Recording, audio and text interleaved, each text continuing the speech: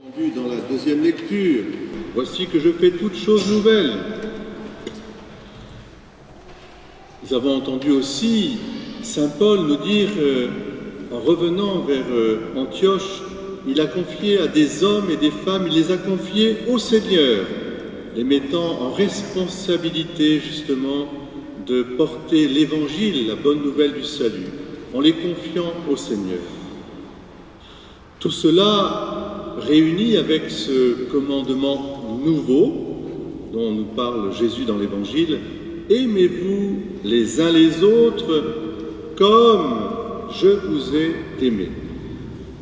Mais précisément, on peut se demander en quoi réside cette nouveauté, parce que s'aimer les uns les autres, c'est quelque chose qui est constitutif à l'être humain, car nous sommes faits pour aimer comme nos yeux sont faits pour voir. Et en cela, toutes les sagesses depuis Adam et Ève jusqu'à la fin des temps rediront cette loi inscrite dans notre cœur, aimer son prochain comme soi-même, mais à travers peut-être aussi la révélation de l'amour de Dieu. Et c'est là que la nouveauté, qui est toujours neuf, parce que le sens du mot nouveau, c'est ce renouvellement, ce qui rajeunit toujours, ce qui rafraîchit notre regard et surtout ce qui permet de réaliser ce commandement nouveau, c'est précisément la présence du Christ Jésus. Alors avec vous, je voudrais nous laisser guider par l'Esprit Saint, puisque nous attendons aussi le Saint-Esprit, et c'est certainement cette voix de l'Esprit Saint qui nous permet de discerner en profondeur la présence de Dieu révélée tout au long de l'histoire de l'humanité et qui prend forme et visage avec le Christ Jésus, puisque, vous savez, nous ne pouvons pas appeler Dieu Père ni son Fils Jésus-Christ le Sauveur sans être guidés par l'Esprit Saint. Et dans cette révélation apparaît tout l'amour de Dieu. Nous allons le voir ensemble. Cet amour, cet Esprit Saint qui planait déjà sur les eaux de la création et qui, quelque part, se poursuit à travers l'histoire sainte, Noé, Moïse. C'est l'Esprit Saint qui guidait Noé et qui guidait Moïse aussi, comme tous les prophètes et tous les patriarches de l'Ancienne Alliance.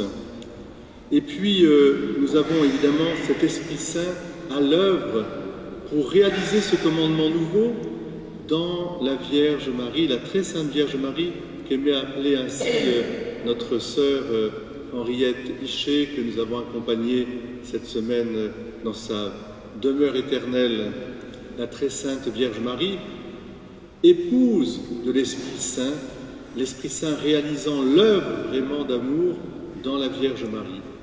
Et Jésus lui-même, il est conduit par l'Esprit Saint à réaliser ce commandement nouveau, poussé au désert, poussé dans sa vie publique, poussé par l'Esprit Saint aussi du Golgotha jusqu'à la résurrection et même l'ascension.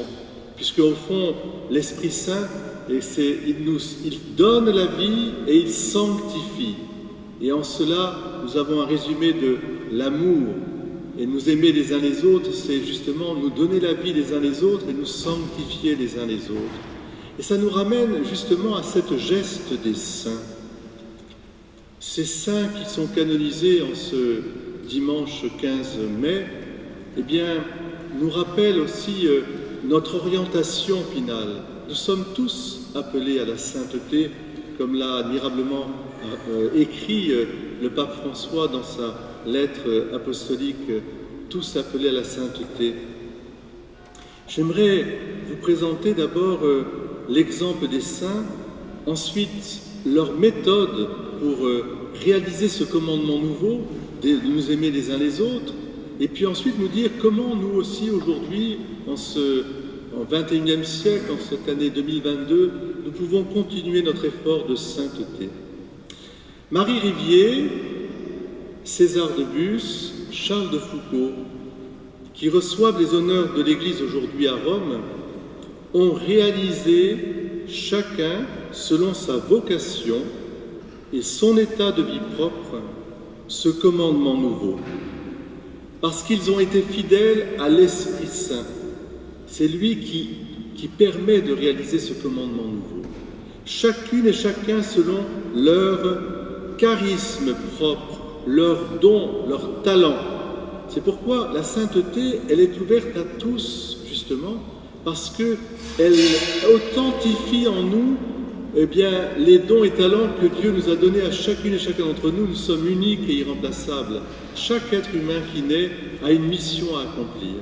Pour Marie Rivier, pendant la Terreur, ça a été de prendre conscience de l'urgence de l'éducation chrétienne, l'éducation humaine et chrétienne pour toutes les filles qu'elle rencontrait.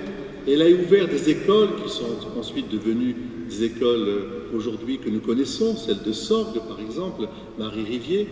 Il y a à sa mort, alors en pleine terreur, elle a fait ces écoles, il y a plus de 180 écoles qui ont été fondées, elle qui vivait du côté de l'Ardèche et puis qui est descendue, qui a fait descendre avec toutes ses sœurs, plus de 300 sœurs qui se sont agrégées à sa congrégation pour l'éducation des jeunes filles. Donc l'Esprit Saint l'a poussée, je dirais, à prendre soin de l'éducation. Éduquer, c'est-à-dire conduire, prendre la main pour conduire sur le chemin de la vie qui va de la terre vers le ciel.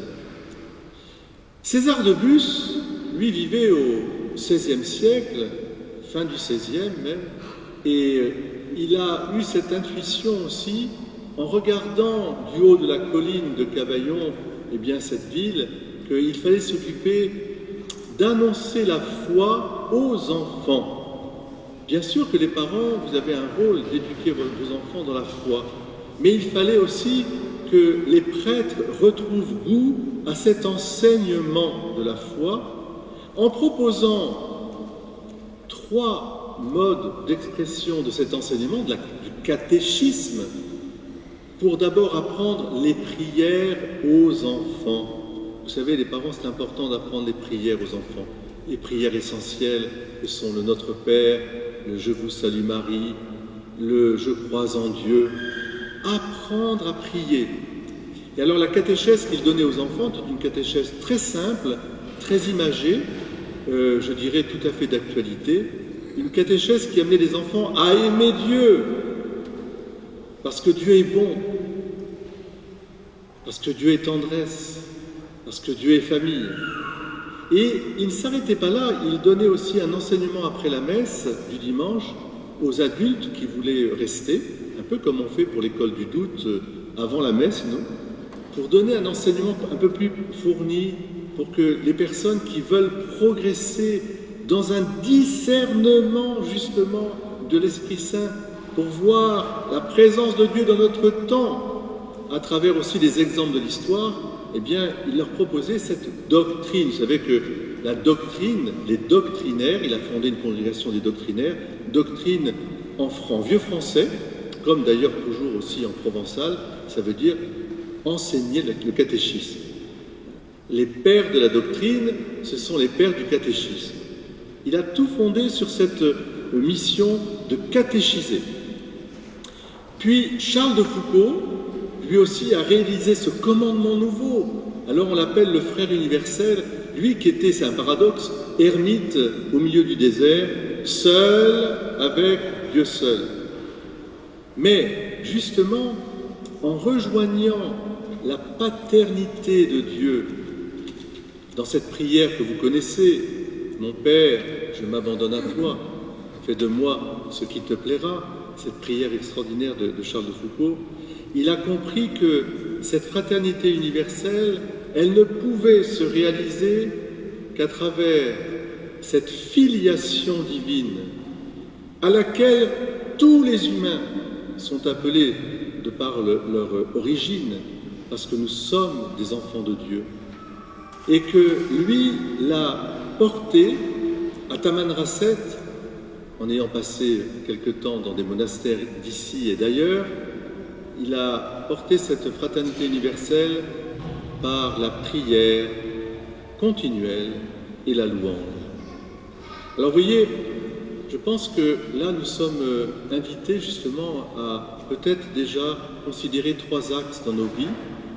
où j'en suis, par exemple, de ce devoir d'éduquer, de conduire, ce devoir de mission finalement qui incombe aux baptisés, d'être porteur et d'aller à la recherche de ceux qui ont besoin d'être portés, parce que la grande, je dirais, réalité de nos vies, la grande réussite de nos vies, si nous pouvons être passeurs d'espérance, ce n'est pas ce que nous faisons qui est important, mais c'est vers qui nous orientons nos actions.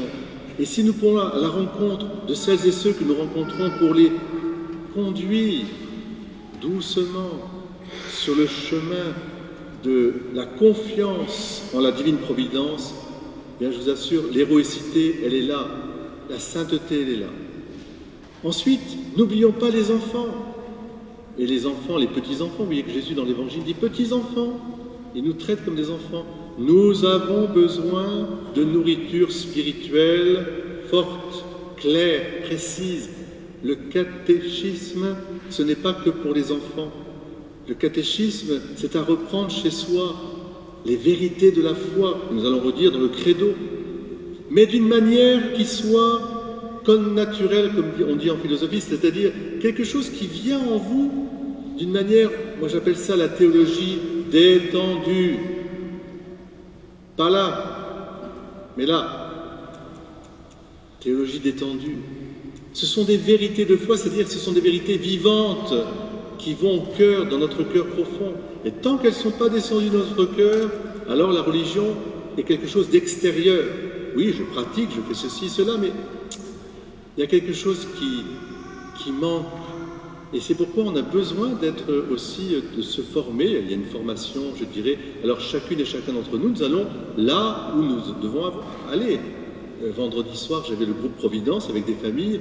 Nous étudions justement Là, c'était le devoir d'État, et je vais y venir. C'est très intéressant aussi de voir comment ces familles veulent voir appliquer dans leur quotidien ce devoir de sainteté. Vous voyez, à travers, on avait étudié les vertus cardinales, la force, la justice, la tempérance et la prudence.